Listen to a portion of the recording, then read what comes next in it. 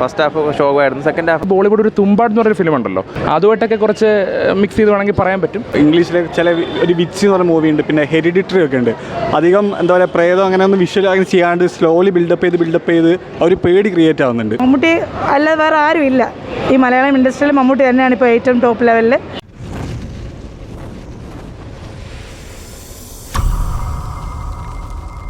മൊത്തത്തിൽ കൊള്ളായിരുന്നു. അടിപൊളിയായിട്ടാ എന്ന് പറഞ്ഞാൽ ആർട്ട് വർക്ക് എന്ന് പറഞ്ഞാൽ അതിഗംഭീരം, അടിപൊളി സാധനം. ഫസ്റ്റ് ഹാഫ് ഷോകായിരുന്നു, സെക്കൻഡ് ഹാഫ് നല്ല രസമായിരുന്നു. മമ്മൂട്ടി വാസ് ഗുഡ്, കാണേണ്ട പടമായിരുന്നു. അല്ല സൂപ്പർ കിടിലൻ പടം. മമ്മൂട്ടി കിടിലായിട്ട് അഭിനയിച്ചു, സൂപ്പറായിട്ട്. അർജുനശോകെല്ലാം കിടിലായിട്ട് സൂപ്പർ, നല്ല പടമാണ്. നല്ലതായിരുന്നു, തിയേറ്റർ എക്സ്പീരിയൻസ് അടിപൊളിയായിരുന്നു.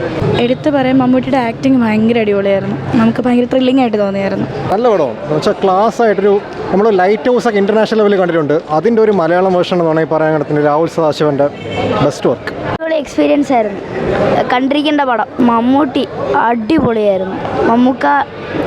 ഞാൻ മമ്മൂക്ക ഫാനാണ്. ഭയങ്കര പൊളി പടമായിരുന്നു, എന്തായാലും കാണണം. സിനിമ അടിപൊളി.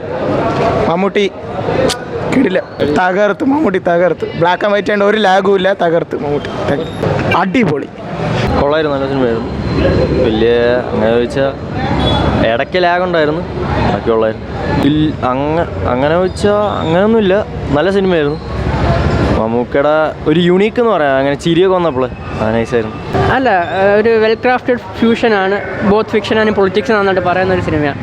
Must watch in theatres. അതിൽ കൂടുതലൊന്നും പറയാനില്ല, തിയേറ്റർ തന്നെ കണ്ടാലേ എക്സ്പീരിയൻസ് ചെയ്യാൻ പറ്റത്തുള്ളൂ. അല്ല, ഈ സിനിമയെക്കുറിച്ച് പറയുകയാണെങ്കിൽ മറ്റേ നമുക്ക് ബോളിവുഡ് ഒരു തുമ്പാട് എന്ന് പറഞ്ഞൊരു ഫിലിം ഉണ്ടല്ലോ, അതുമായിട്ടൊക്കെ കുറച്ച് മിക്സ് ചെയ്ത് വേണമെങ്കിൽ പറയാൻ പറ്റും. മമ്മൂട്ടിയുടെ പിന്നെ സ്ഥിരം എല്ലാ സിനിമകളും കാണുന്ന പോലെ ഒരു രക്ഷയില്ലാത്ത അഭിനയമാണ്. പിന്നെ അർജുന അശോകൻ അടിപൊളിയായിട്ട് ചെയ്തിട്ടുണ്ട്. പിന്നെ തുടക്കത്തിൽ കാണിക്കുന്ന യക്ഷിയായിട്ടുള്ളതിൻ്റെ തുടക്കത്തിലൊക്കെ ഉള്ള കുറച്ചുള്ള അതിനപ്പുറത്തേക്ക് കൂടുതലായിട്ട് അത് കാണിക്കുന്നില്ല. പക്ഷേ മമ്മൂട്ടിയുടെ ആക്ടിങ് ഒരു രക്ഷയില്ല. പിന്നെ പല സമയങ്ങളിലും ആ ഒരു ചാത്തൻ്റെ ഒരു ചാത്തൻ എന്നുള്ള സംഭവങ്ങളൊക്കെ തുമ്പാടുമായിട്ടുള്ള സിനിമയായിട്ട് റിലേറ്റ് ചെയ്യുന്ന കുറേ വന്നിട്ടുണ്ട്. എന്നാലും ഏകദേശം നല്ല അടിപൊളിയാണ്. ഇംഗ്ലീഷിലെ ചില ഒരു വിച്ച് എന്ന് പറഞ്ഞ മൂവി ഉണ്ട്, പിന്നെ ഹെറിഡിറ്ററി ഒക്കെ ഉണ്ട്. അധികം എന്താ പറയുക, പ്രേതം അങ്ങനെ ഒന്നും വിഷ്വൽ അങ്ങനെ ചെയ്യാണ്ട് സ്ലോലി ബിൽഡപ്പ് ചെയ്ത് ഒരു പേടി ക്രിയേറ്റ് ആവുന്നുണ്ട്.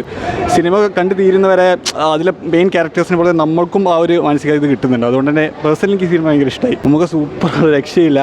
ഈ ജംസ്കേറി സീൻസാണ് ആരും പ്രതീക്ഷിച്ച് വരുന്നതെങ്കിൽ അവർക്ക് നിരാശയായിരിക്കും. പക്ഷേ ഒരു സ്ലോലി ബിൽഡപ്പ് ആയിട്ട് പ്രോപ്പർ ഹൊറർ ഫിലിമാണ് നിങ്ങളെ എക്സ്പീരിയൻസ് കിടിലം പടമായിട്ട് ഞാൻ പറയും. ഫിലിം നല്ല സൂപ്പറായിരുന്നു. ശരിക്കും പറഞ്ഞാൽ ഇത് നമ്മൾ പ്രതീക്ഷിക്കുന്നതല്ല, നമ്മൾ വിചാരിച്ച് വരുന്ന ഒരു സ്റ്റോറിയല്ല. നമ്മൾ ഇരുന്ന് ഓരോ നിമിഷവും ട്വിസ്റ്റാണ്. ഇനി എന്ത് സംഭവിക്കും എന്നുള്ള ഓരോ ഇതാണ്. മമ്മൂക്കയെ പോലത്തെ ഒരു ഇത്രയും വലിയൊരു ആക്ടർ തന്നെ ഇതേപോലത്തെ ഫിലിം ചെയ്യുള്ളൂ. മമ്മൂട്ടി അല്ലാതെ വേറെ ആരും ഇല്ല ഈ മലയാളം ഇൻഡസ്ട്രിയിൽ. മമ്മൂട്ടി തന്നെയാണ് ഇപ്പോൾ ഏറ്റവും ടോപ്പ് ലെവലിൽ.